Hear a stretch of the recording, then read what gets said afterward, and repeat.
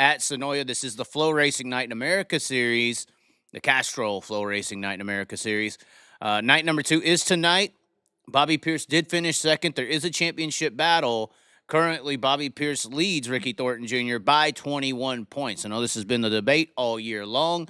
Who's the better of the two, Ricky Thornton or Bobby Pierce? Obviously, even in the vehicle transition period that Ricky Thornton faced this year, he did have a slump night or so there in the Flo Racing points. But he's 21 points behind.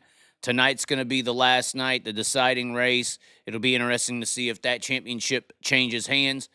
But Bobby Pierce winning a championship would be nice. I think most people would say that. Last year we felt like, Bobby Pierce or Ricky Thornton Jr. was robbed a championship.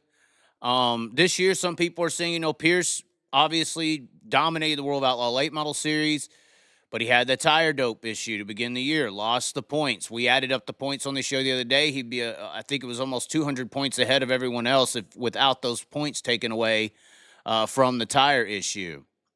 Now, I did get some inside information on that. Apparently, there was apparently, I believe, there was a very thorough presentation by the Pierce group to the entire world of outlaw people, like the drivers, the teams, the Brian, everybody was there.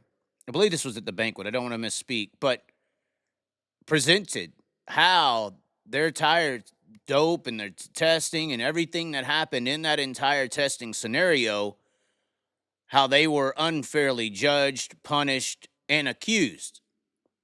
And from my understanding, even a bunch of fellow late model competitors who thought that Bobby Pierce had done something wrong, had doped the tire, and finally got caught, that after this presentation that apparently came with a booklet and examples and everything and almost a seance, apparently they believe that Bobby Pierce did not dope his tires to start the year. The ones who were heavily convinced that he was doing something flipped and switched. Now, I don't have that booklet with me right here. Hopefully I can get my hand on it one day. We'll give you a damn story time before you go to bed one night.